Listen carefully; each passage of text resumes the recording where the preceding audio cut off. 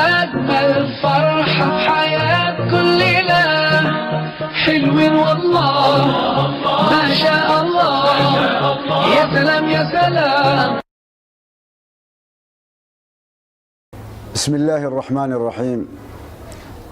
الحمد لله رب العالمين، نحمده ونستعينه ونستغفره ونستهديه، نؤمن به ونتوكل عليه، ونعوذ بالله من شرور أنفسنا ومن سيئات أعمالنا. من يهدي الله فهو المهتد ومن يضلل فلن تجد له وليا مرشدا. وأشهد أن لا إله إلا الله وحده لا شريك له، وأشهد أن سيدنا محمدا عبده ورسوله الذي أرسله الله بالهدى ودين الحق ليظهره على الدين كله وكفى بالله شهيدا. أما بعد، walaalayaal ilaahay baa mahadlay subxaanahu wa tacaala. waxaan doonayaa marka hore inaan iskiin baro. magacayga waxaa la yidhaahaa Shariif Axmed Ashaajiri. waxaan ka imid South Africa. waxaana aga imid inaan u faa'iideeyo walaalahayga islaamka ah, khaasatan kuwa aniga aan ka dhashay oo Soomaalida ah. sidaa darteed ayaa waxaan ku wargelinayaa meel walba ay Soomaalida joogto min mashaariq al-ardi wa maghaaribiha inay u soo daawo doontaan meeshan oo aan rabo inaan ku caawiyo Soomaalida. baarakallahu fiikum. shaqadayda oo aan khibro badan u leeyahay ayaan doonayaa inaan ku caawiyo, oo ma garanaysaa isbitaalada iyo dhaqaatiirta iyo ma garanaysaa farmashiyaha meel waliba aan waxba looga qaban karin. waxaana ku cilaajayaa qur'aanka kariimka iyo daawada dhirta. daawada nafteeda wax la barto weeye, waa dhaqtanimo weeye. dhaqtanimo ayaan u haystaa, macnaa dhaqta ayaan ahay, dhaqta oo daawada mataqaanaa aad u yaqaano maasha Allah, oo cilmigeeda leh, habka qofka loogu daaweeyana garanayo maasha Allah. sidaa darteed baan rabaa inaan daawadaana ku daaweeyo qofka maasha Allah kaana, oo ma garanaysaa haddana qur'aankina aan ku daaweeyo. awalan qur'aanka wey, maxaa yeelay qur'aanka waa caafimaadka ugu weyn.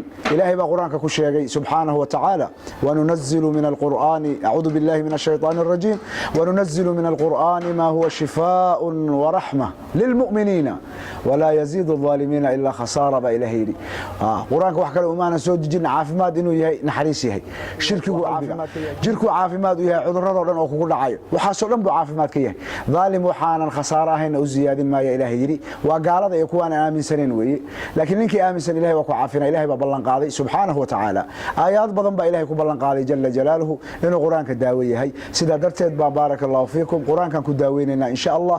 ilaahay baa wax daaweeya xaqiiqatan, marka xaqiiqada loo baxo ilahay wax daaweeya. laakiin waxa aan baranay ayaan inaan u hagar baxo walaalahayga Soomaalida ah oo aniga aan ka dhashay ayaan jeclahay. sidaa darteed ayaanan wadanka ugu soo noqday anigoo joogo haddana muddo kooban. marka muddada inay ka faa'iideystaan baan jeclahay oo ii yimaadaan, oo mataqaanaa macaawinaadkaas aan bixinayo anna aan ajar iyo xasanaad kaga helo. ilaa hal qof markaan wax u qabto, markaan 5 qof wax u qabtaa ka wanaagsan, markaan 5 wax u qabtana markaan 10 wax u qabtaa ka wanaagsan, markaan 20 wax u qabtana markaan 100 wax u qabtaa ka wanaagsan. dad badan baan aad u jeclahay muddada kooban oo yar aan joogo oo aan ugu soo talagalay inay ka faa'iideystaan oo ii yimaadaan ayaan ka codsanayaa walaalahayga Soomaalida ah oo aan ka dhashay meel kasta ay joogaan. baarakallahu fiikum. mid kale waxaan daaweynayo ayaan rabaa inaan halkaan ka sheego. waxa ugu horeeya sokorta weeye. sokorta xaqiiqatan daawo looma hayo, waa iska kaalmo un. kaalmo waa loo macnaa waa shay ku kaalmaynayo mataqaanaa oo kaliya weeye.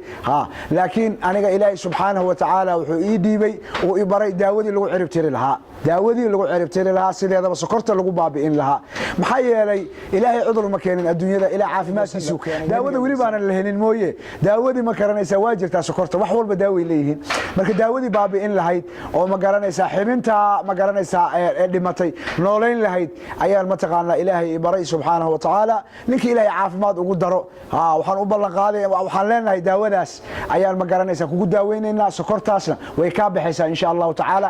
xibintaadii baa shaqaynayso loo baahnaa inay shaqo bilowdo oo shaqada gabtay oo mataqaanaa shaqayn weyday ayaa dib u soo noolaanaysa insha Allah taas korta weey meel walbo joogtaan tafadalo soo dhawaada walaalahayga muslimiinta ah khaasatan Soomaalida insha Allah ku soo dhawaada gacmo furan waan idinka daaweynaya insha Allah taala maxaa kaloo haray waxa weeye isha iyo mataqaanaa qofka mataqaanaa ishana sideedaba qofka canugiisa xataa waa cuni karaa oo mataqaanaa canugiisa haduu dib u fiiriyo firfircoonidiisa ishiisa way galaysaa bani aadamka ishiisa way iska badan tahay ma garanaysaa meel walba ka imaanaysaa wiil boqor ah oo muslimiinta kamid ah ayaa miraayad istaagay markaas uu isfiiriyay wiil yar buu ahaa markaas wuxuu yiri intuu saa isu eegay waa wiil yar buu yiri arab buu ahaa wiil yar buu yiri oo qurux badan buu yiri haddana boqor ah buu yiri oo ma garanaysaa oo wiil yar oo qurux badan oo haybad leh haddana boqor ah hadalka markii afkiisa uu ka dhameystayna dhulku ku dhacay wuuna u dhintay macna isha qatar weeye macna isha ada isdili karo hadaadan ma sha Allah dhihin tabaarakallah dadkii ma sha Allah ma yaqaanaan tabaarakallah ma yaqaanaan caruurtii bay ku layn karaan